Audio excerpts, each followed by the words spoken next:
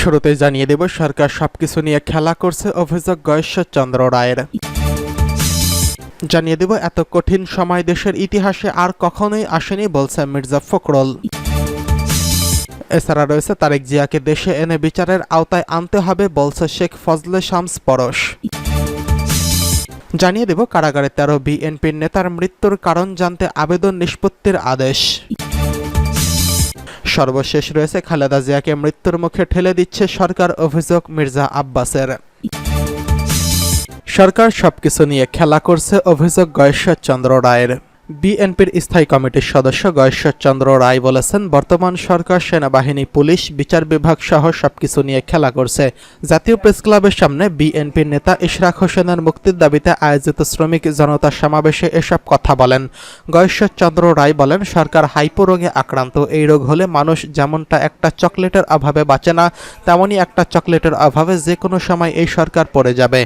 তিনি বলেন, পুলিশ প্রধান বেনজির ও সেনাপ্রধান আজিজ একা পাপী নন, তাদের পাপী বানিয়েছে সরকার। সরকারের পাপেরও কোনো শেষ নেই।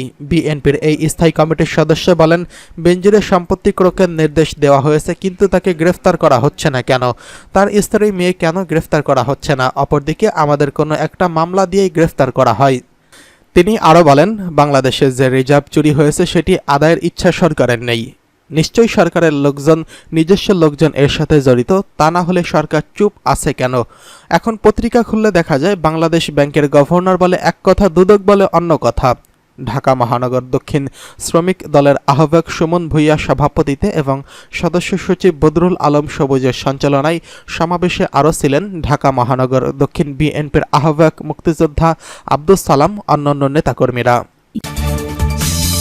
এত কঠিন সময় দেশের ইতিহাসে আর কখনোই আসেনি বলছে মির্জা ফখরুল। দেশের রাজনীতিতে খুব কঠিন সময় চলছে উল্লেখ করে বিএনপির মহাসচিব মির্জা ফখরুল ইসলাম আলমগীর বলেছেন, এত কঠিন সময় মনে হয় বাংলাদেশের ইতিহাসে আর কখনোই আসেনি। দেশের মানুষ এই অবস্থার পরিবর্তন চায়। এম.এফ. সোলাইমান চৌধুরীর লেখা ফেনীতে 321 দিন জেলা প্রশাসক হিসেবে আমার অভিজ্ঞতা বইয়ের প্রকাশনা উৎসবে প্রধান অতিথির বক্তব্যে তিনি এসব কথা বলেন। জাতীয় প্রেস ক্লাবের তফাজ্জল হোসেন মানিক মিয়ার হলে এই প্রকাশনা উৎসবের আয়োজন করে সূচিপত্র প্রকাশনে।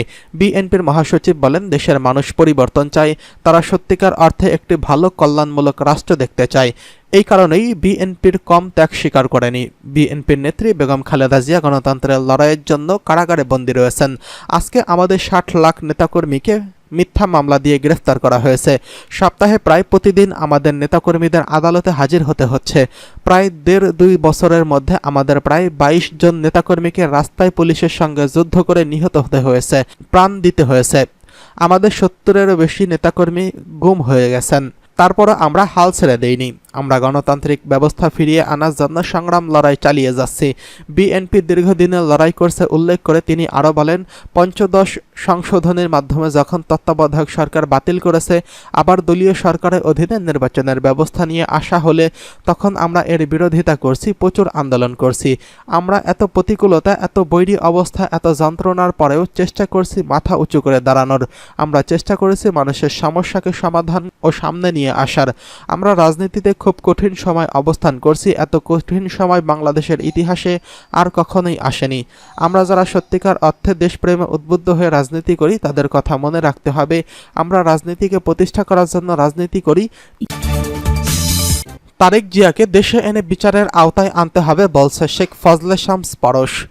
যুবলীগের চেয়ারম্যান শেখ ফজলে শামস পরশ বলেছেন, তারেক জিয়াকে দেশে ফিরিয়ে এনে বিচারের আওতায় আনতে হবে, এটা এখন সময়ের দাবি। পায়রা ও বেলুন উড়িয়ে নড়াইল জেলা যুবলীগের ত্রিবার্ষিক সম্মেলন উদ্বোধনকালে তিনি এসব কথা বলেন। সম্মিলিত সাংস্কৃতিক জোটের কর্মীরা এই সময় জাতীয় সঙ্গীত ও নাচ পরিবেশন করেন। এ সময় তিনি আরও বলেন, বিএনপি সবসময় ষড়যন্ত্র করে পিছনের দরজা দিয়ে ক্ষমতায় আসতে চায়।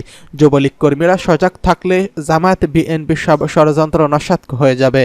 নড়াইলে ভিক্টোরিয়া কলেজের সুলতান মঞ্চে জেলা যুবলীগের ত্রিবার্ষিক সম্মেলনে প্রধান অতিথির বক্তব্যে আওয়ামী লীগের যুগ্ম সাধারণ সম্পাদক ও সংসদ সদস্য আফামা বাহাউদ্দিন নাসিম এসব কথা বলেন। উপস্থিত ছিলেন আওয়ামী লীগের সাংগঠনিক সম্পাদক বি.এম. মোজাম্মেল হক। সম্মেলনে বক্তা ছিলেন যুবলীগের কেন্দ্রীয় সাধারণ সম্পাদক সংসদ সদস্য মইনুল হোসেন নিখিল। জেলা যুবলীগের আহ্বায়ক ফরহাদ হোসেন সভাপতিত্বে উপস্থিত ছিলেন জাতীয় সংসদের হুইপ মাশরাফি বিন মর্তজা। ফরিদপুর 4 আসনের সংসদ সদস্য নিক্সন চৌধুরী, নড়াইল 1 আসনের সংসদ সদস্য কবিরুল হক মুক্তি এবং আওয়ামী লীগের সভাপতি অ্যাডভোকেট সুভাষ চন্দ্র বোস। এদিকে কারাগারে 13 বিএনপির নেতা মৃত্যুর কারণ জানতে আবেদন নিষ্পত্তির আদেশ।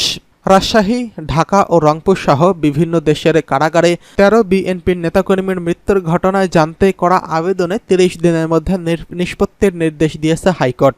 কারা কর্তৃপক্ষের এই নির্দেশনা বাস্তবায়ন করতে বলা হয়েছে। বিচারপতি নজরুল ইসলাম এবং মোস্তফা জামান, SM মাসুদ হোসেন দোলনের হাইকোর্ট বেঞ্চ এই আদেশ দিয়েছেন। আদালত রিটের পক্ষে শুনানি করে ব্যারিস্টার কায়সার কামাল। রাষ্ট্রপক্ষে ছিলেন অ্যাটর্নি জেনারেল M আমিনউদ্দিন এবং ডেপুটি অ্যাটর্নি জেনারেল তুষারকান্তি রায়। গত 11 ফেব্রুয়ারি ঢাকা, রাজশাহী ও রংপুর দেশের বিভিন্ন স্থানের কারাগারে 13 বিএনপির নেতাকর্মীর মৃত্যুর ঘটনায় তাদের পরিবারকে ক্ষতিপূরণ দেওয়ার নির্দেশনা চেয়ে হাইকোর্টে রিট দায়ের করা হয়। বিএনপির আইন সম্পাদক ব্যারিস্টার কায়সার কামাল এই রিট দায়ের করেন। স্বরাষ্ট্র সচিব, IG প্রিন্স সহ সংশ্লিষ্টদের রিটে বিবাদী করা হয়। ব্যারিস্টার কায়সার কামাল বলেন, বিগত কয়েক মাসে রাজশাহী জেলার রংপুর ও সাতক্ষীরা সহ বিভিন্ন দেশের কারাগারে বিএনপির 13 নেতাকর্মী মারা গেছেন। এসব মৃত্যুর ঘটনা নিয়ে দেশের বিভিন্ন গণমাধ্যম ও আন্তর্জাতিক গণমাধ্যমে প্রতিবেদন প্রকাশিত হয়েছে। এই প্রতিবেদনে সংযুক্ত করে রিট করেছি। রিটের কারাগারে বিএনপির নেতাকর্মীদের মৃত্যুর ঘটনার কারণে আমরা আবেদন করেছিলাম, সেই আবেদন নিষ্পত্তি করেনি। আবেদন নিষ্পত্তি না করায় বিবাদীদের নিষ্ক্রিয়তা চ্যালেঞ্জ করেছিলাম। খালেদা জিয়াকে মৃত্যুর মুখে ঠেলে দিচ্ছে সরকার, অভিযোগ মির্জা আব্বাসের।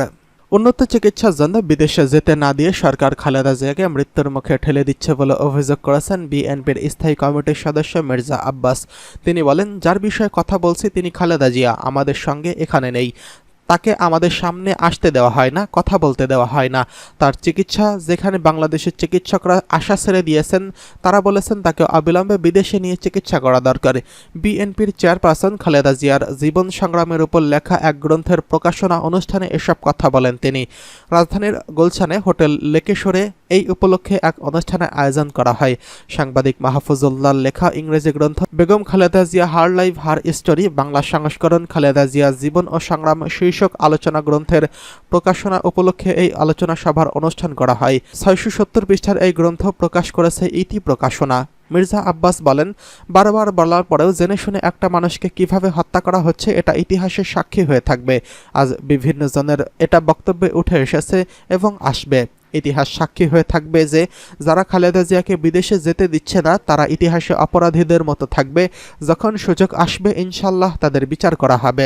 নাগরিক ঐক্যের সভাপতি মাহমুদুর রহমান মান্না বলেন, 7ই জানুয়ারির পরে দেশের মানুষের মধ্যে অনেকেই বলেছেন আর পারলেন না, এরা 5 বছরই থাকবে। কেউ কেউ এমন বলেছেন যে এতদিন জীবিত আছেন, সরকারকে নাড়াতে পারবেন না। এখন দেখছি নিজেই নড়বড়ে হয়ে গেছে। কেন 3টা এমন শট হয়েছে? একটা প্রাক্তন IG, একটা প্রধান প্রাক্তন চিফ অফ স্টাফ আর একটা 3 বারের MP। পত্রিকায় দেখলাম 3টা বিষয় নিয়ে সরকার বিব্রত। এর দায় কার? চিফ অফ স্টাফ কে বানিয়েছে, IGP কে বানিয়েছে, MP কে বানিয়েছে? সব সরকারই বানিয়েছে।